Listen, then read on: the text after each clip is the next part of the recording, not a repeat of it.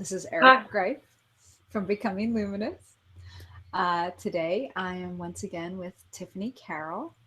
And today Tiffany wanted to interview me. So I am just going to hand over the ropes here and let her take it. You ready? I'm ready. Go for it. Okay. It was funny because before Erika just said that, we weren't quite live, and I was trying to figure out if I was supposed to talk first or she was supposed to talk first. I'm glad it was you. And we this is the third dialogue that we've had together. This is the third dialogue that Erika and I have had together in this format, which is really cool, where I get to see her. I'm in California, she's in New Jersey. She gets to see me, and anyone watching this gets to see us both, I think, at the same time. Or maybe just the person who's talking. And then they get to see us down in the bottom too. Okay, perfect. Yeah. And we so one of the things that's brought Eric and I together, I think in this lifetime, is that we both have this deep soul, like, it's that kind of deep soul ache and longing where you're like, I have to create a better world. And it's not like it's not that it's not just from an activist place. We can kind of have this activist place of creating the better world, that's where you're sort of focused on the injustices and you want to right things, and so you go out and you do your works to right things. That's absolutely needed, and it has its place in the world. But this kind of soul longing I'm talking about is like where you actually know in your bones, in your viscera, that your whole purpose and reason for being is to, like, let all of your pain and suffering be there to move you into asking the right questions and doing the things that allow transformation to happen in you, so that in doing that, that's how you create the different and better world. And it's funny because I think you can totally relate to this, Erika, where we can get so serious about that, like so serious about that work, that it can honestly at times feel really heavy, and maybe even some people can experience us as being super serious and super heavy at times. And then Spirit will give us these opportunities that are like it's like coyote medicine, like whoop, all of a sudden you're like falling on your butt, and you have to laugh your ass off because you weren't expecting that. And it's just the big reminder that we also don't have to be so serious, and there's also so much comedy in all of this process, and lightness of being, even in the most horrific tragic life experiences. There's also this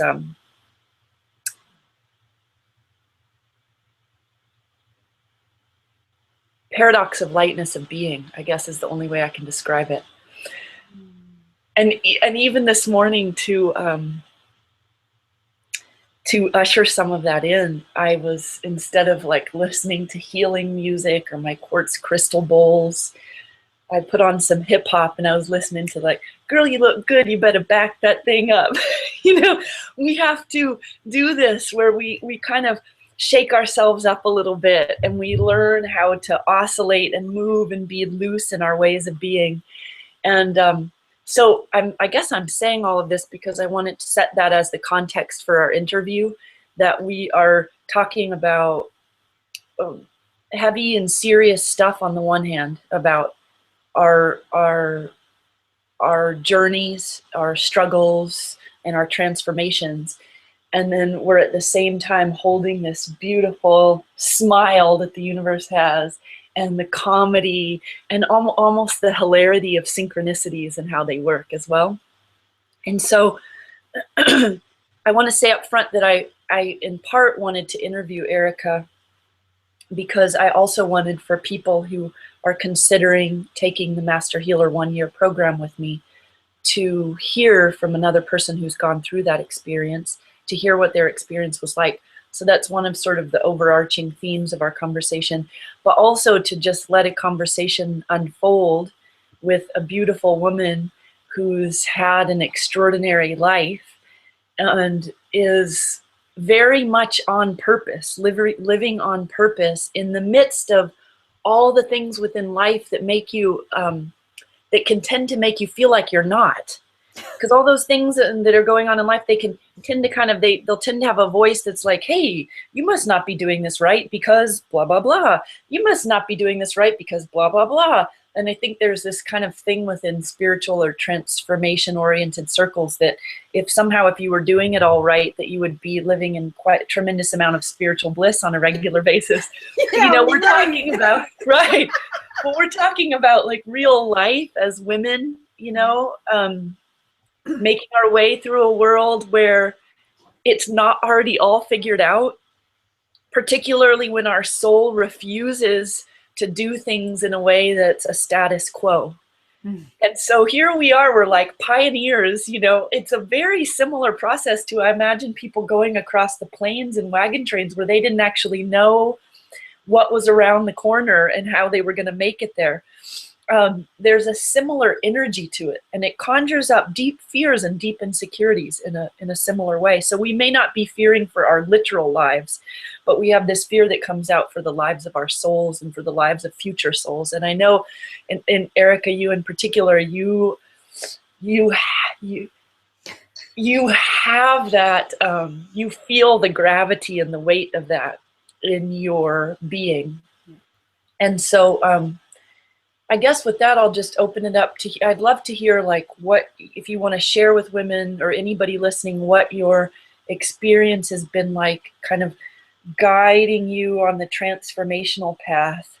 And yeah, start with that, and then we'll take it from there. Okay.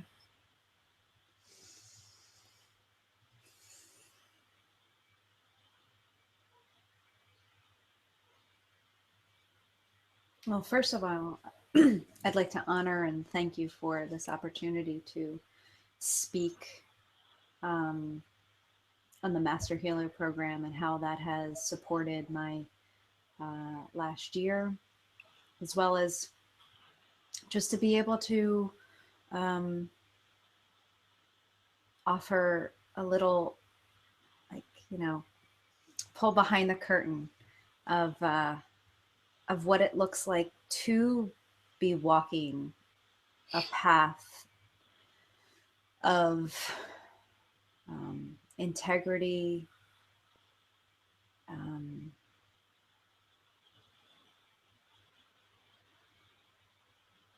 healing myself, and thus allowing a healer into the world.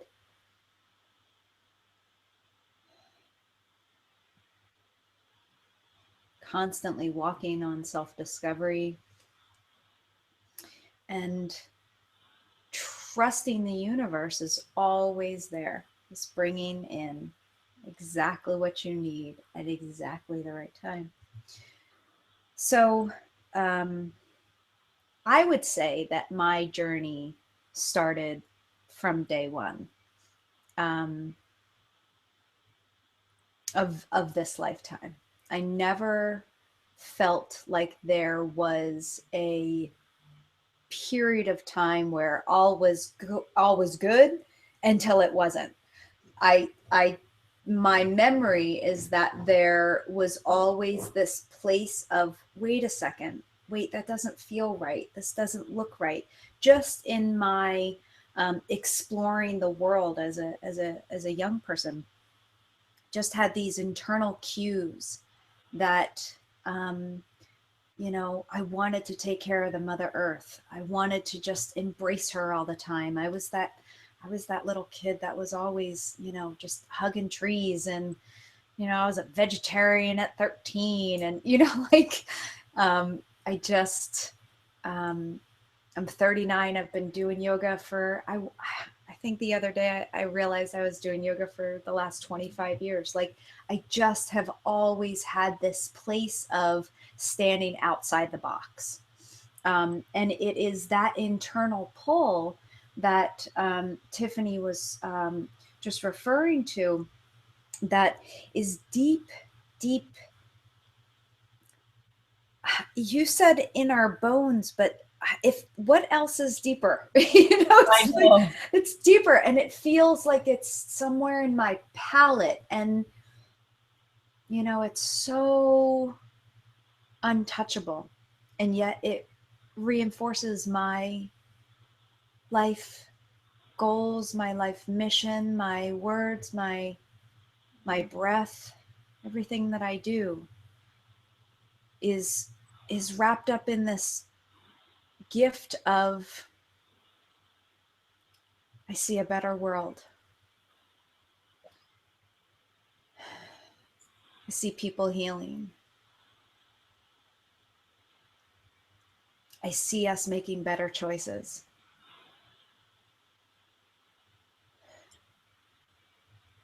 I see us healing individually and supporting each other to heal.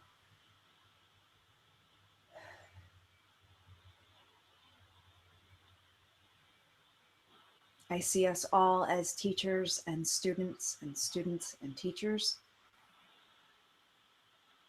And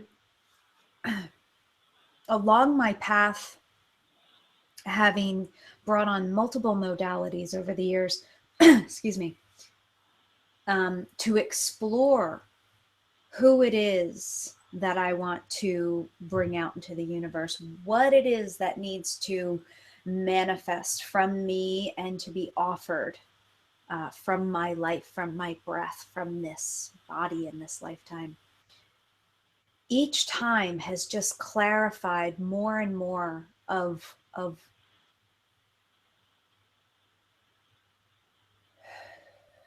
what I know, of my truth. And so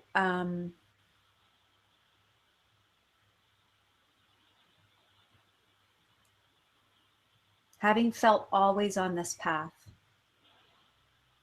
and having felt the absolute loneliness and longing and isolation that this path offers, having gone into that dark night for a very, very long time, to be in that chamber of healing, as Isis would say, has only offered me a place of being able to see in the dark. And I believe that we have this ability. I believe that if we choose to support ourselves to go into the dark chamber, to be quiet, to listen, and to be there as long as we necessarily need to be, and to make friends with the dark chamber, to feel at home there. The winter offers this place for us. And walking through the Master Healer program with Tiffany as our just amazing guide, I never really realized how much the 5 elements really support our walk into that dark chamber, especially the water, especially the winter and the water element.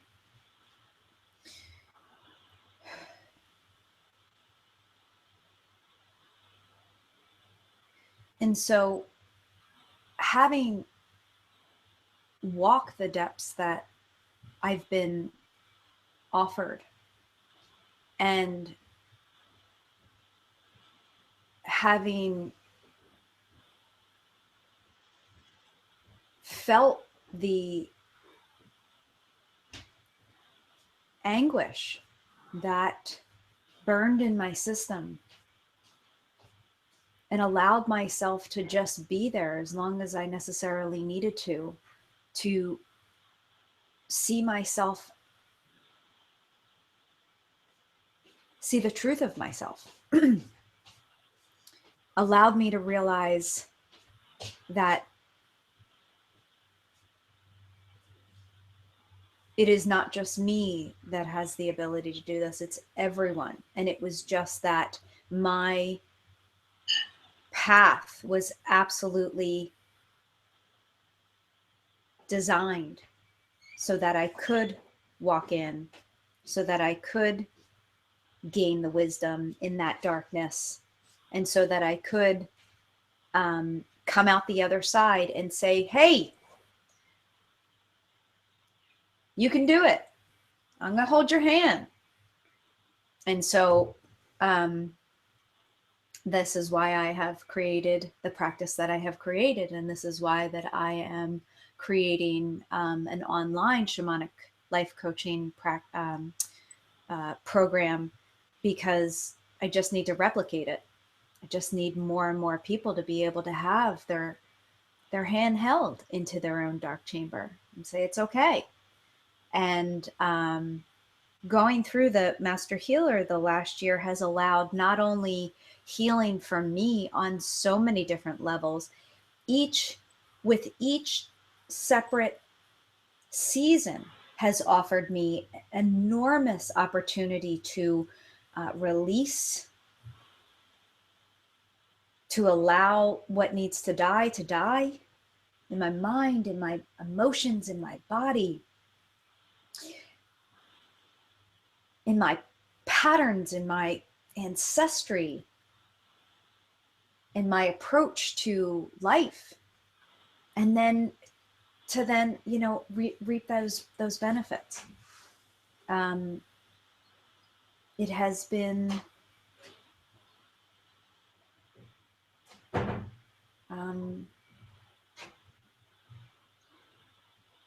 in my mind, nothing short of miraculous that Tiffany has walked her walk,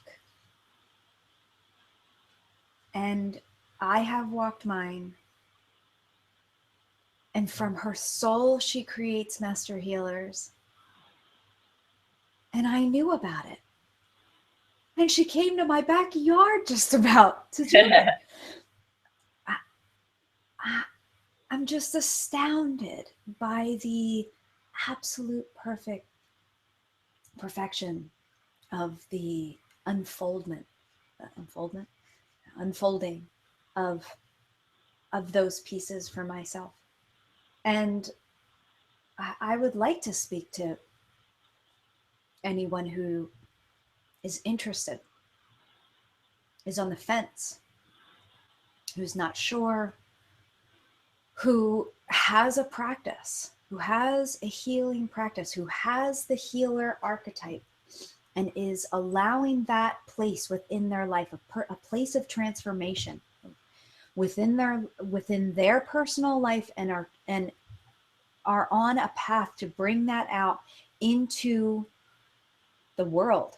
And they feel it in their system that place will, and they want it to create a difference, create a change, create beauty, create light.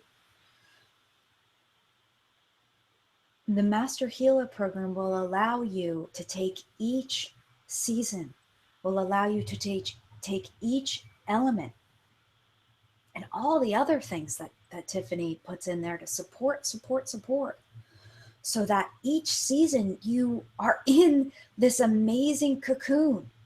You have everything you need, and you just need to be there with her and walk that place. And every season adds up. And I was just saying to Tiffany before we started the interview, I said, is it the winter that offers so much medicine and so much wisdom? Or is it having walked through an entire year of this program, of this medicine, of this incredible transformational process? And of course, it's both.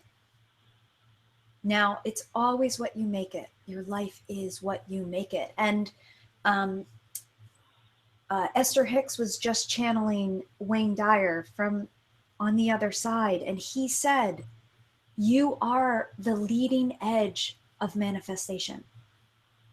And so if you are a healer and you are manifesting what wants to be birthed from your system, and you are walking this path with honor and integrity, come be in tribe, come be in community, come be with these elements, come be with these seasons, get this medicine in your system. You have to align yourself well. You have to ground yourself well. You have to bring in everybody who's here to help you. And that's Tiffany and myself. I hope to be there. Yeah.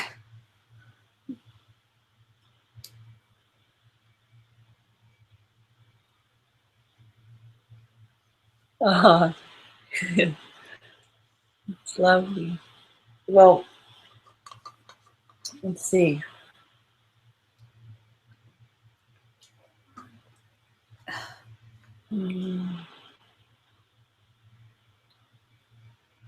There's this word I wrote down when you were talking, guides, and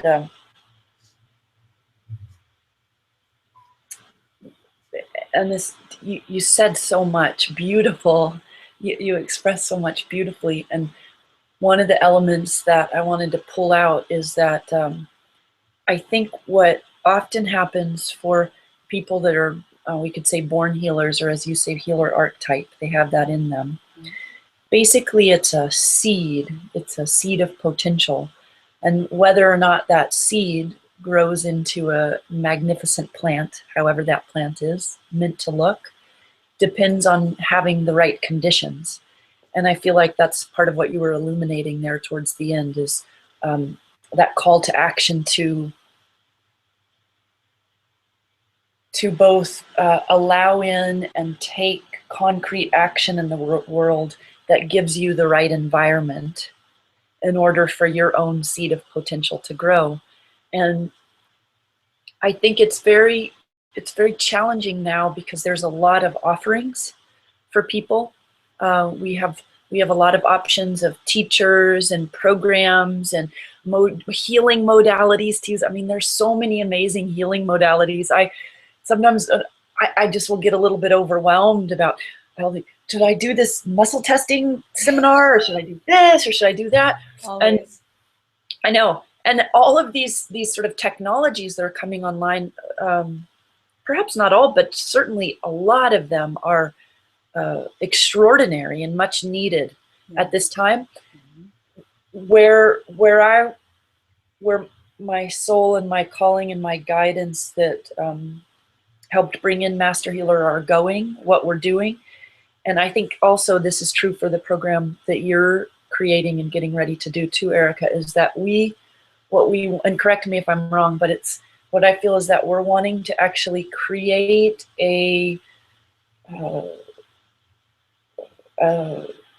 both create and illuminate a capacity that already exists. So there's capacities that already exist within us, and there's also capacities that need to come online through certain types of creation. So we want to do both of those things so that whatever your unique healing gifts are, they can come through you. And whether you end up, you're a yoga teacher, a Reiki master, you do extraordinary emotional freedom technique, hypnosis, therapy, talk therapy, whatever it is that you do, when you both sort of carve out a place for these capacities to come online and then do sort of the energetic rewiring that's needed for the capacities to come online in a clean way, then whatever it is that you do is going to glow to a degree that you hadn't experienced before. And not only are you going to glow and what you do glows, but there's going to be a kind of, it's like a laser light. There's a kind of precision and fidelity with it, where it's your uniqueness coming through you as a laser light with cleanness, clarity. And then if we sort of take it back and talk about it and see it and know it in this way, then what happens is we don't have to get as lost or insecure about what ultimately we practice, what we call ourselves. Yeah. And so this piece about being a guide, in a way, it's like we're creating in Master Healer, we're creating a process that allows us to become extraordinary facilitators and guides of the transformational process itself. And I think it's easy to have ambivalence about the word transformation because it's a word that's been used for a long time. And so I think sometimes there, I know people that are, some people that are older than me that went through a lot in the Cultural Revolution with the hippie time, where there was such a deep desire to change the world and make it a better place, and have a kind of unity and a love that's exceptional. And they practiced transcendental meditation and did some other practices. And then in the end, you see a lot of the people from that time, they say, sold out, and they didn't quite see what it was that they wanted to see happen or change in culture. But so anyway, I say that because I think there's a lot of ambivalence and cynicism that can come about because of that. And so now when we're coming back around to this word of transformation and what that actually means, it literally means for you in your own experience, being able to allow some of the poisons or the toxicities that are trapped in your own body and in your bloodline, if you will, that you either have accumulated in your lifetime or you're a carrier for through your ancestral lines, to allow some of those accretions, those poisons, to just simply move and then be able to vent off in a safe way, where through the process of them venting and moving, you're actually discovering and illuminating the transformational process itself. We're actually learning the nuts and bolts of it so that we can support people in that process. So it's a very grounded and embodied relationship to transformation. It's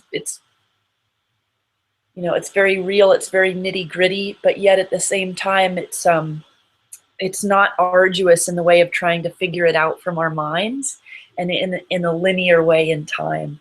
There's a kind of a quantum quality to the transformation that happens in our time together. And maybe actually you could speak to that if you have any specific examples or ways that you might have experienced that. Absolutely. I really love how you described how there is a quantum experience in there. Excuse me.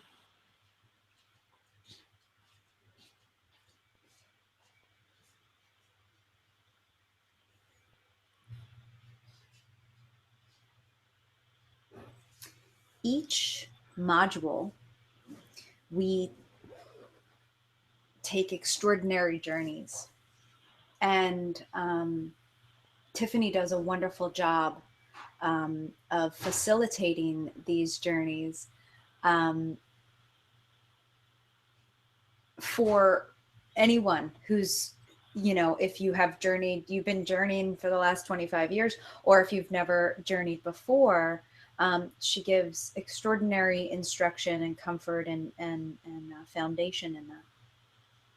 So each time we take these journeys, it has been my experience that just to be held so well by all the work that we do, but even before the journey, as well as the energetic work that is happening over the weekend, is just kind of bringing a beautiful encapsulation for us to just kind of rocket ship out.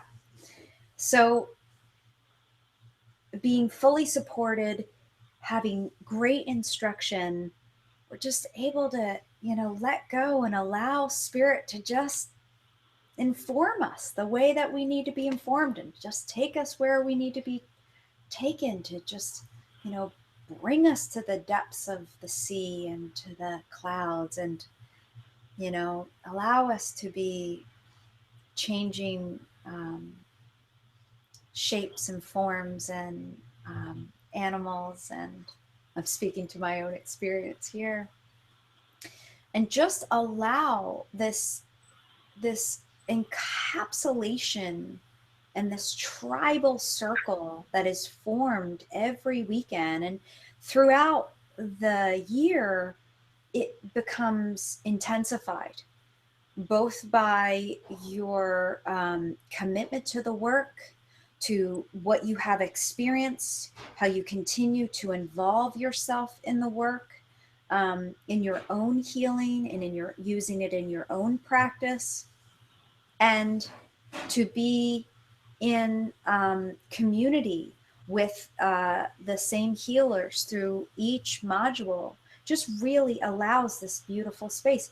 And so this is that quantum place that we foster, where we're able to just kind of put ourselves in this great cocoon, and we're lifted off, and we're flying to where we need to fly, and everything that needs to be there and is brought in. And it just creates a new space of healing within yourself, a new upgrade within yourself. So it's in the tribe, it's in the universe, it's in you, it's in your practice, and now you are manifesting that out. And that is how I see the webbing of that, you know, the quantumness of that, how it infiltrates every piece of our work and of our personal healership. Yeah, I'm glad you said that, because I do think now each particular time in history provides a unique backdrop for the collective healing experience. Mm-hmm. And the backdrop right now in consciousness is extremely supportive for facilitating, engendering, creating unification energy, integration energy, and this allows for the deep healing of schisms, of these blocks between things. So we have our head-heart or our mind-body schism that is so strong in the West and was birthed in a very powerful way with the scientific revolution. And we're sort of coming full circle, where now we're beginning to dissolve, heal, mend the damage that's been done from basically being talking heads, you know.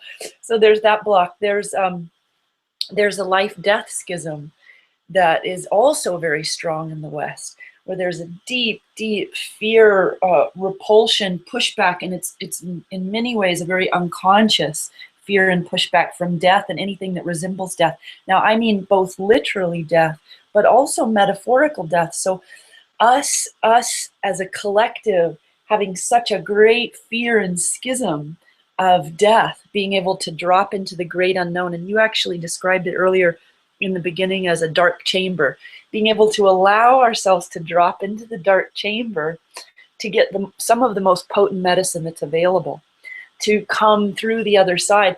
As a culture, that whole domain there's like a giant cement wall there. And it's so strange, because not only is that wall there, collectively we're also kind of going, what wall?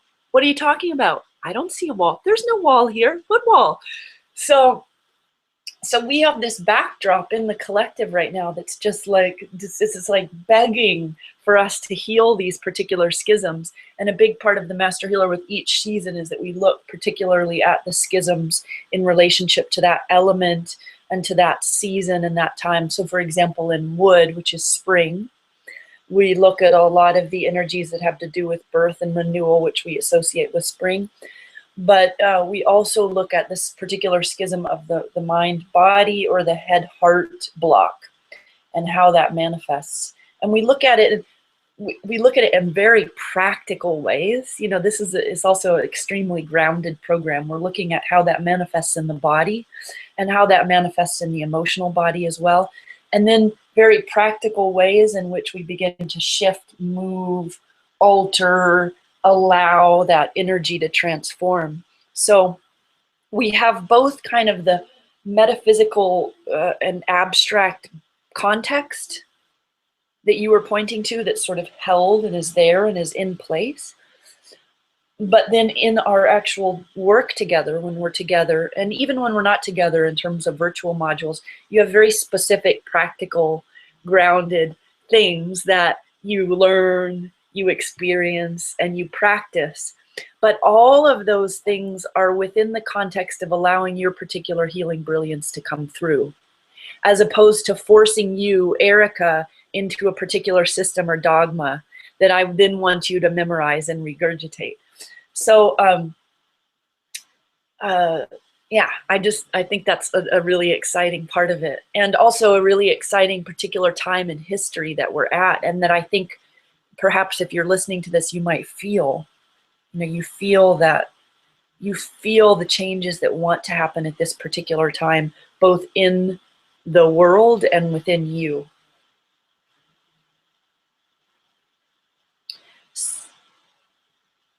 So let's see, can I ask you a question, or did you want to say something in response to that? No, I just really loved, you know, both within the world and within you, because it's just this pull, you know, it's just this pull. It's this, it needs to shift. We need to shift. And, you know, it's been said over and over and over again, nowhere in time, nowhere in this planet have we experienced such opportunity to allow this to happen. And so, um, having the healer, in my language, having the healer archetype is an opportunity.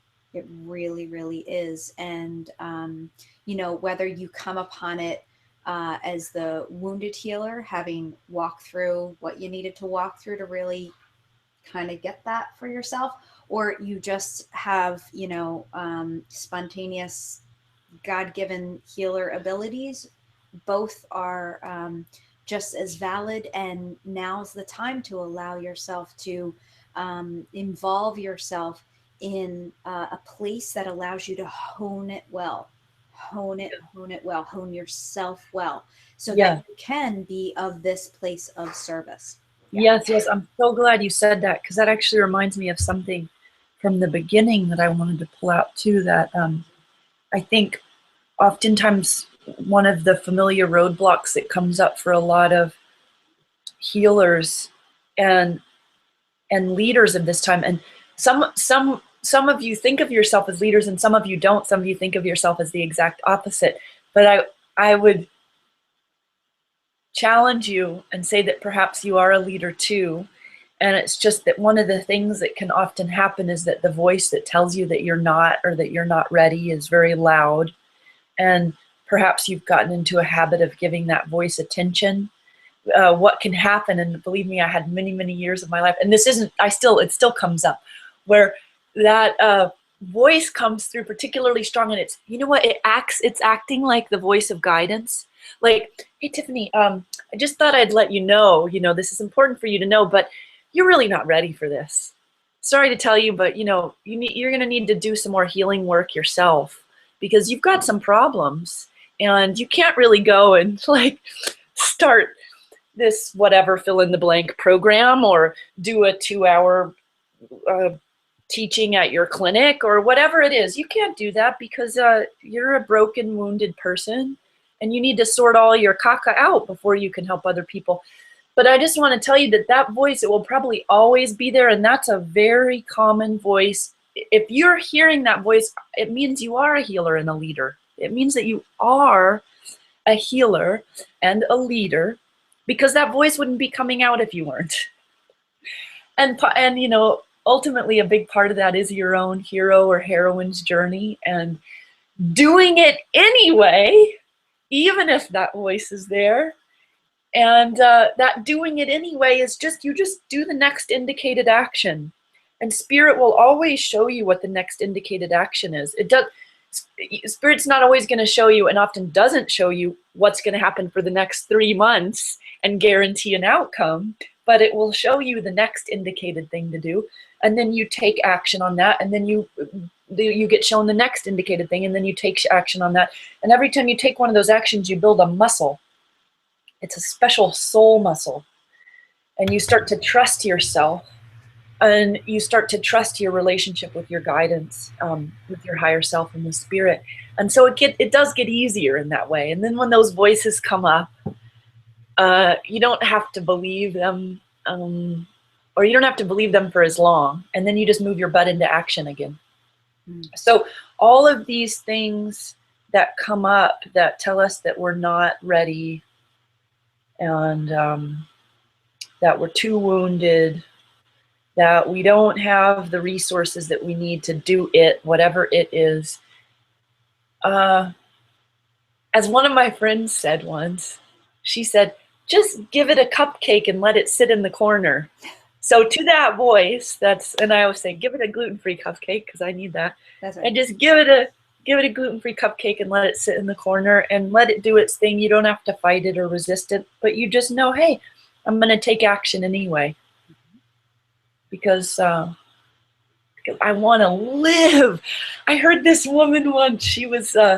She's in recovery from addiction, and she was talking at an event, and she had one of these lives that's just like, extraordinary. She had been through hell and back and lost her children, and her children refused to talk to her for a long time, and yet, even though this woman had so many horrible things happen to her, you could tell that there was not one cell of resentment or bitterness to life in this woman. And she said, from that place of being completely embodied yes about life, she said that she just wanted to spend what time she had left in life just sticking her face right in it. And as soon as she said that, I had this visual of when dogs hang their head out of a door of a car window. When a dog will hang its head out of a car window, it's just like, and it's just so happy. Oh.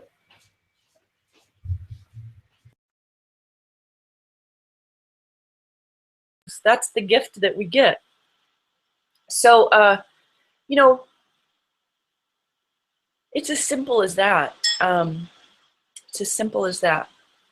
It's a kind of a commitment to self, and when you commit to yourself on that level, what you're doing is you're committing to you're committing to the collective, really. You're committing to the up-leveling and the transformation of the collective in and through yourself. So if anything, that's just a huge part of the mission and vision of Master Healer. And would you say that you experienced that?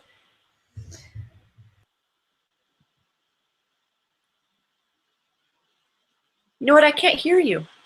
I don't know if it's just me or if you're on. Can you hear me? Okay, I can hear you now. Sorry.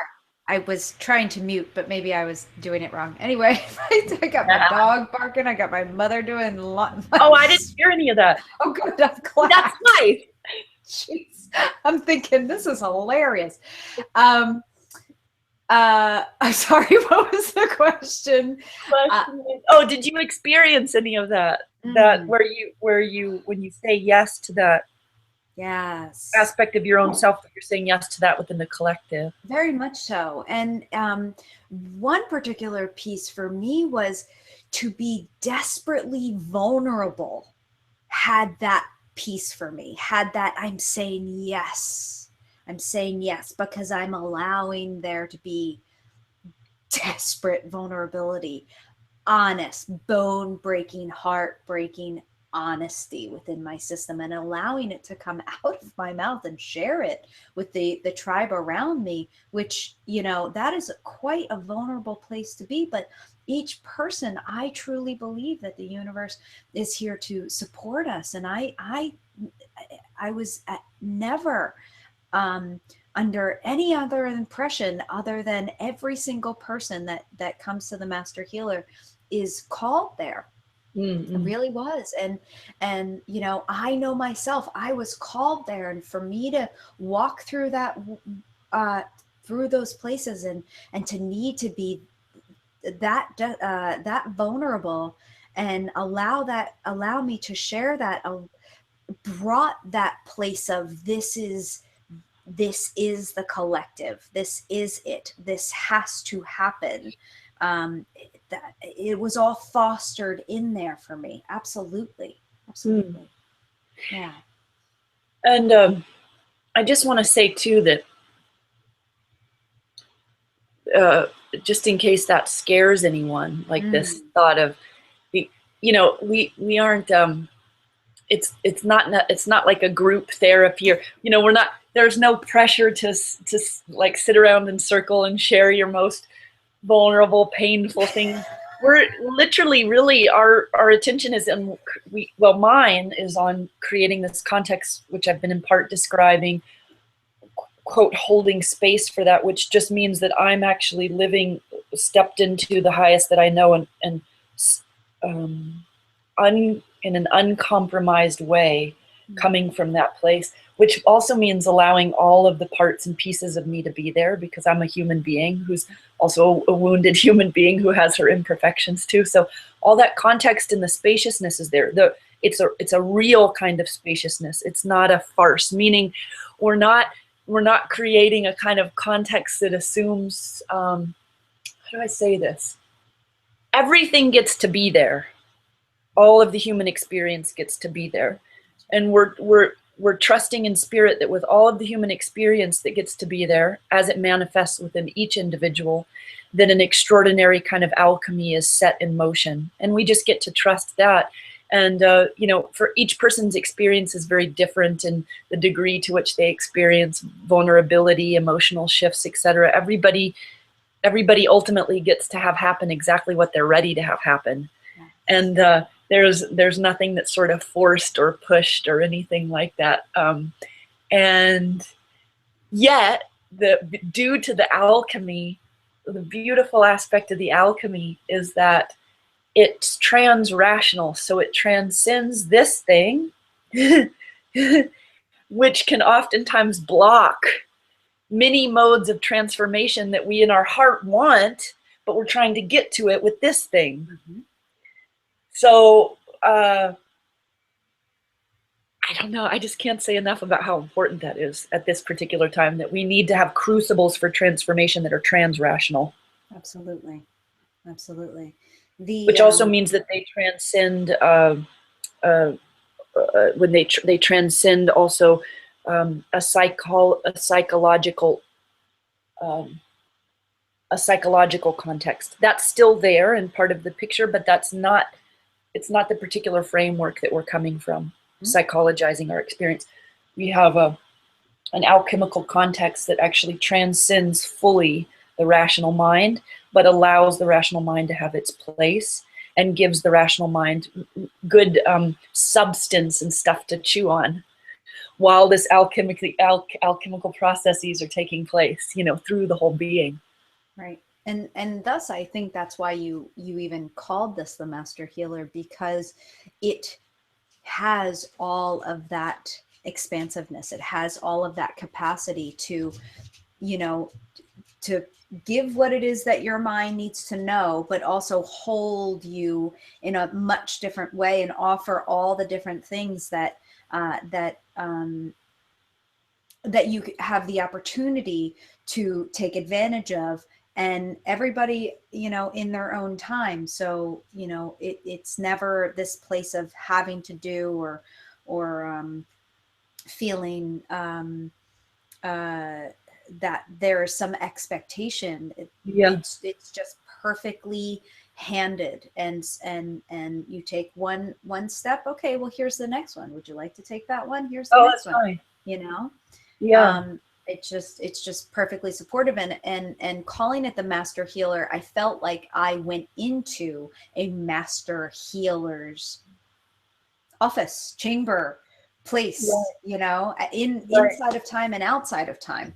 And That's nice. the coolest thing is that we are the master healers. We are Yes. the ones that are in our own universe here, right? And Yeah. so we allow all of that in our system. And so we are the master healer, acting as the master healer, becoming the master healer. Exactly. Yeah. Yeah. Gorgeous. We're owning, basically the master healer is, we're stepping into owning that journey. Mm. And it's an ongoing journey. It's not a fixed thing. It's not like once you get your master healer certificate that you are now an official master healer and you have everything all figured out. It's more like, wow, I just had this deep and powerful initiation into that. I like that you called it that chamber, you know, the master healer chamber. Yeah. So we're at the same time that we are undertaking the master healer's transformational journey within ourselves, we're creating that groove or that pathway in consciousness for others to follow. Mm-hmm. And this isn't already a fixed, done deal. You know, we're the pioneers that are creating it in real time. That's the master healer. That's the master healer, literally, and that's the master healer's journey, literally. Right. Yeah. Hey, Erika. Yes. Would you say, talk about, would you speak to, I guess I'm thinking two things, like people that might be on the fence if this is the right thing for them. Okay. Maybe you can help in your when you like bring your woodiness online, like your precision, help them maybe with some clear questions or guidance for themselves to know if it's the right thing for them. And then while you're doing that, pardon me, but I really have to go to the bathroom. So you're going to be talking and I'm not going to be here, but I'll be right back. Talk to myself. I would be glad to talk to myself. Okay, go for it. So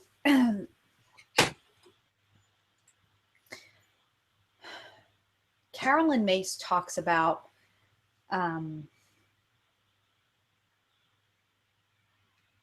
Carolyn Myss gives amazing guidance for healers and healers that are on all stages, on all levels.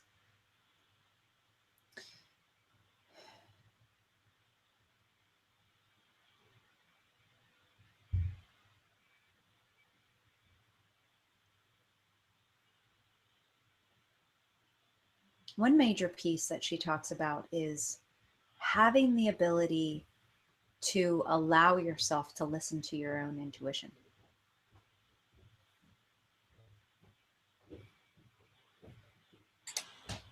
Having the ability to allow yourself to listen to your own passion.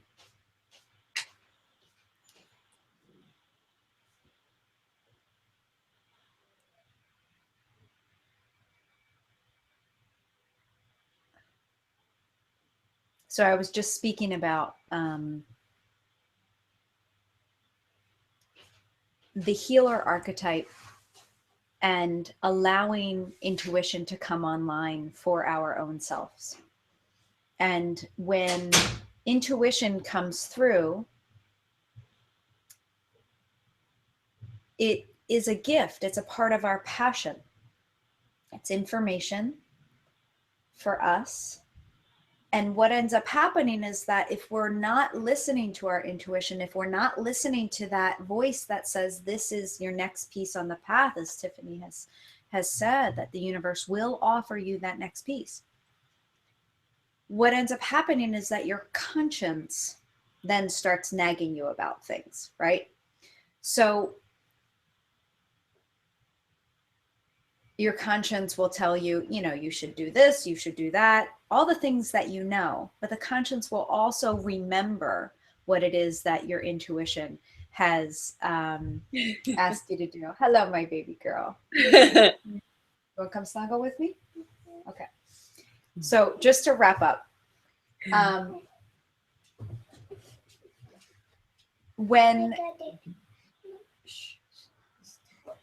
when your intuition comes online and says, you know what, I really would like support. I would really like to find my grounding, my footing. I would like to take my healer journey deeper. there is something that calls to me from a very deep place for me to be effective in this lifetime. There's something bigger in me that wants to grow. Mm. That is your intuition, and the master healer can meet you there, because it is you as your own master healer meeting yourself. Awesome. Tiffany has just done an amazing job of allowing all of that to come together and being able to offer it to you. Oh, that's awesome. That's wonderful. Can you give me just one sec? I'm being recorded right now. Okay. What day do we get back? 26th. This is our master healerness in real lifetime. Very, very real life. Absolutely. Okay. So that was a wonderful interview. I thank you for it. Yes. And real quick, I want to say that Erika, you're just such a beautiful living example of everything that we've been talking about, because you're a living example of everything we just talked about in action. And then just to bring it all full circle is that not only have you answered the call of what you just described, took action, went through this journey with as much gusto and open-heartedness that you could possibly have, and then in the end, look, you've created, not that you weren't already in creation process, because you had a lot of creation works in play, but there's a kind of a cohesiveness that's come online, and you just are launching do you want to say something about your program right now? I would love to. I created this one 7 years ago. My birthday was yesterday. Yay. I would love to. So I have, just a second, I'm going to talk. I have a shamanic life coaching program that is coming, that is launching at the end of March, and it is online. It is a 4-week intensive. It brings you through the foundations of aligning yourself as a healer, and it is truly an offering of my heart. And if you would like more information, my website is www.becomingluMinousWomen.com. My name is Erika Graiff, ErikaGraiff, and you can look that up, .com as well. Yes, absolutely. Thank you so much, Tiffany. All right, thank you. Bye. All right, God bless.